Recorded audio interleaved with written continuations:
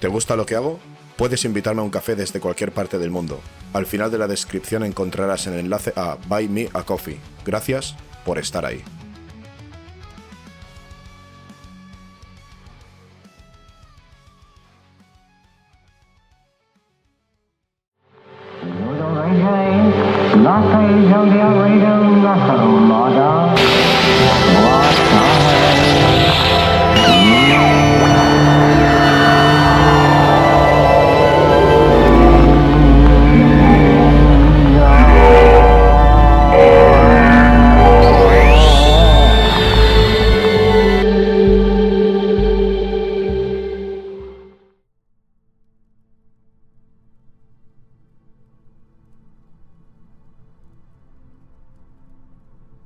Saludos, te estaba esperando.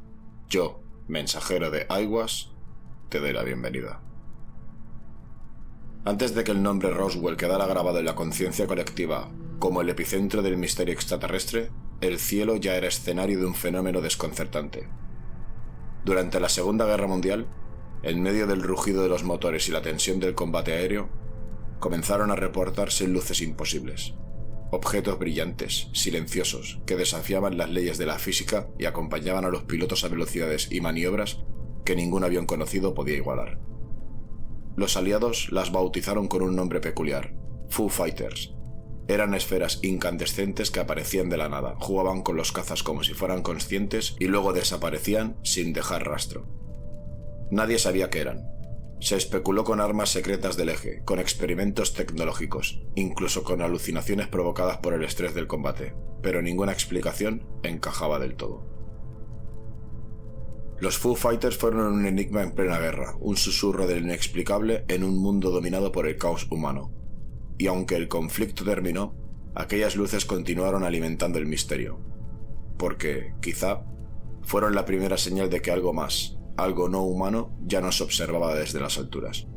Hoy nos adentraremos en esos primeros encuentros con lo imposible, porque la historia de los ovnis no comenzó con un platillo estrellado en el desierto, sino mucho antes, cuando hombres entrenados para matar se detuvieron, por un instante, a mirar el cielo con asombro y temor. Dicho esto, ¿comenzamos? ¿Qué eran los Foo Fighters? A finales de 1944, en plena ofensiva aliada sobre Europa, los pilotos de cazas norteamericanos comenzaron a reportar algo inusual en el cielo. Luces extrañas, esferas brillantes, objetos voladores que no se parecían a nada conocido. El primer encuentro confirmado fue registrado por el 415 Escuadrón de Cazas Nocturnos que operaba bajo las sombras de los cielos europeos. En medio de la oscuridad, entre explosiones antiaéreas y fuego enemigo, uno de los pilotos vio algo que escapaba a toda lógica. Una esfera luminosa, de un naranja intenso, comenzó a seguir a su avión. No disparó, no interfirió con los sistemas de navegación ni con las comunicaciones, solo estaba allí, acompañando su vuelo, como una presencia. Lo más desconcertante fue que cuando el piloto aceleraba o cambiaba de rumbo, la esfera lo imitaba perfectamente, manteniendo siempre la misma distancia. Ninguna otra aeronave conocida podía hacer eso. Y no fue un caso aislado. Este tipo de encuentros se repitió una y otra vez, no solo con este escuadrón, sino con muchos otros, a lo largo de distintos frentes de batalla. Los informes coincidían una y otra vez en los mismos detalles: esferas plateadas que volaban en formación perfecta, objetos rojos y blancos desplazándose a velocidades imposibles, realizando giros de 90 grados a altísima velocidad. Luces brillantes que simplemente jugaban con los cazas, apareciendo y desapareciendo como si nada. ¿Eran aviones enemigos? ¿Drones experimentales? ¿Armas secretas de los nazis o los japoneses?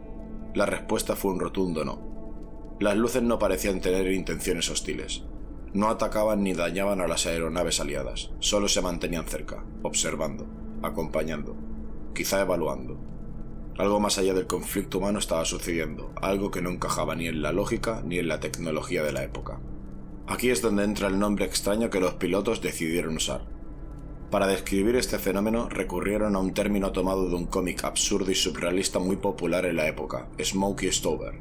Su protagonista, un bombero excéntrico, repetía una frase sin sentido que se volvió famosa entre los soldados: "Where there's Fu, there's fire". Donde hay Fu, hay fuego. La palabra Fu no tenía ningún significado, es un invento, una broma absurda, un símbolo del sinsentido. Pero tal vez eso era lo más apropiado. Una palabra sin lógica para describir un fenómeno que escapaba a toda lógica. Los pilotos, con una mezcla de desconcierto y humor negro, comenzaron a llamar a esas luces Foo Fighters. Lo extraño era tan desconcertante que ni siquiera merecía un nombre técnico. Solo un apodo, casi infantil, para algo que los hacía cuestionar lo que veían con sus propios ojos. Pero entonces, ¿por qué no se investigó más? ¿Por qué estos encuentros, documentados incluso por la Royal Air Force británica, nunca recibieron una respuesta oficial? A pesar de lo recurrente de los informes, nunca hubo una explicación convincente. Los Foo Fighters no encajaban en ningún patrón militar conocido. Eran demasiado maniobrables para ser prototipos humanos y, al mismo tiempo, demasiado pasivos para representar una amenaza. El misterio seguía sin resolverse. Para algunos altos mandos, quizás se trataba de una forma de alucinación colectiva, fruto del estrés extremo del combate. Para otros, era algo más. Una inteligencia desconocida y una presencia observadora. Estas luces extrañas no solo desafiaban la lógica de la guerra, desafiaban la lógica misma. Y lo más inquietante es que todo esto ocurrió antes de Roswell, antes del encubrimiento, antes de los platillos voladores, antes del nacimiento oficial de la ufología moderna. Los Foo Fighters fueron el primer misterio aéreo moderno y quizás la primera pista real de que algo o alguien nos estaba observando desde el cielo. Testimonios militares. Los informes no venían de supersticiosos, ni de soldados novatos fácilmente impresionables por la oscuridad o el estrés en combate. Venían de pilotos experimentados, veteranos con cientos, incluso miles de horas de vuelo.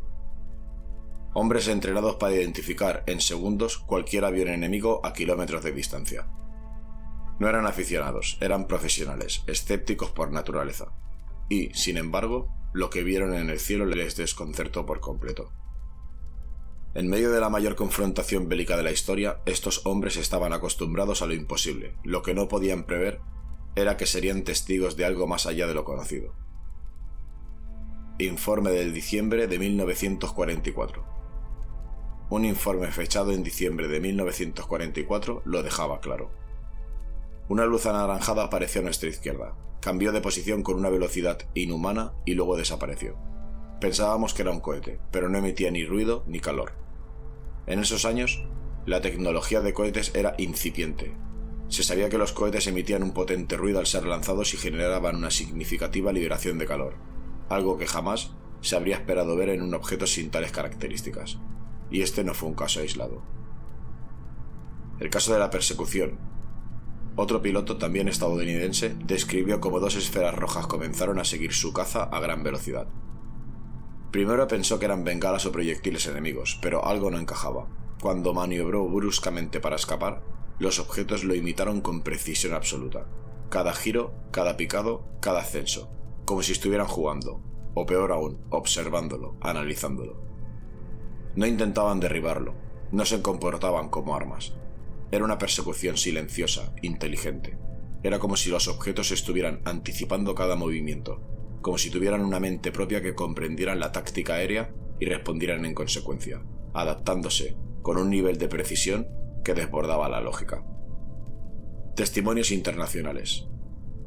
Los testimonios no se limitaron al frente europeo. En el Pacífico, donde los combates entre Estados Unidos y Japón se libraban en condiciones extremas, también se reportaron. Pilotos estadounidenses hablaban de luces que surgían del océano y que flotaban sobre sus portaaviones. Los japoneses, por su parte, pensaban que era una nueva tecnología enemiga, quizá un arma secreta de los aliados. Y al mismo tiempo, los aliados creían que se trataba de una tecnología del eje. Lo más perturbador fue descubrir que los alemanes también lo veían. A lo largo de los frentes de combate, desde el Atlántico hasta el Pacífico, los testimonios de luces extrañas comenzaron a multiplicarse, lo que llevó a los pilotos a acuñar el término Foo Fighters, una referencia a un extraño fenómeno que nadie podía explicar. La tecnología desafiante. ¿Qué clase de tecnología podía desafiar la gravedad, ignorar las leyes aerodinámicas y cruzar los cielos sin dejar rastro?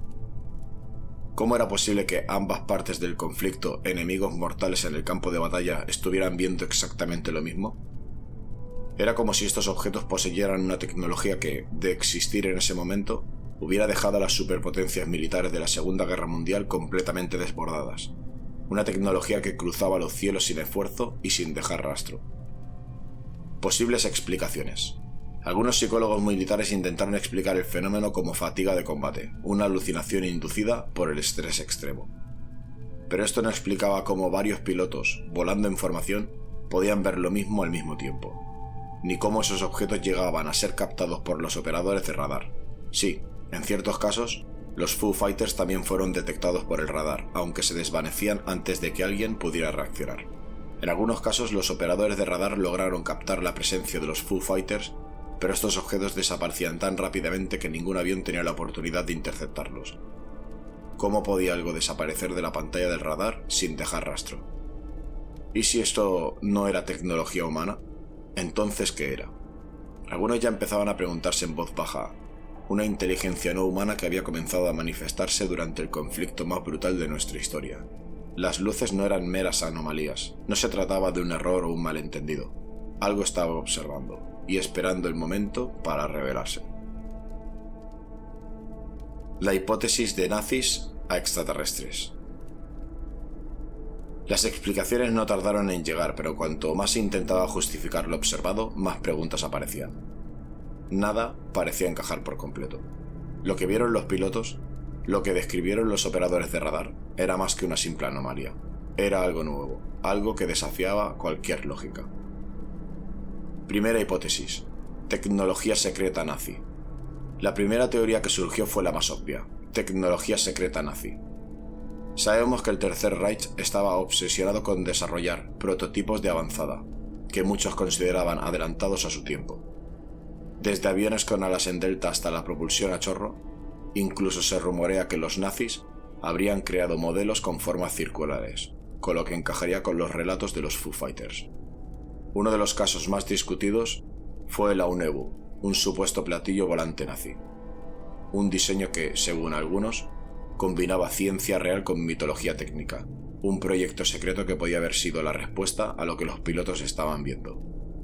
También existía el proyecto supersecreto Die Clock, la campana, una máquina experimental que se decía que era capaz de manipular el espacio-tiempo, un concepto tan abstracto como fascinante. Pero, por muy avanzados que fueran, la historia no puede probar que esas máquinas volaran realmente, ni mucho menos que pudieran hacer giros de 90 grados a velocidades supersónicas, sin ruido, sin estela, simplemente siguiendo a los cazas enemigos, como si nada. Entonces, surge una pregunta. Si los nazis tenían acceso a una tecnología tan avanzada, ¿por qué no la usaron para ganar la guerra? ¿Por qué no usaron estos superplatillos volantes para desatar su dominio en los cielos? ¿Por qué limitarse a seguir aviones cuando podían haberlos destruido fácilmente? Segunda hipótesis: armas soviéticas o aliadas. De nuevo, la cuestión es complicada. Los estadounidenses, que no se caracterizaban precisamente por ser ingenuos, afirmaban que no tenían nada similar. Los soviéticos, que acababan de sobrevivir al asedio nazi, no estaban ni de cerca de tener una tecnología aérea de esa magnitud. Pero hay algo que no se puede ignorar: los Foo Fighters fueron vistos por ambos bandos, por los aliados y por las fuerzas del eje. Eso elimina la posibilidad de que fueran exclusivamente de una nación. Y lo más desconcertante, ambos bandos parecían observar a estos objetos con la misma perplejidad.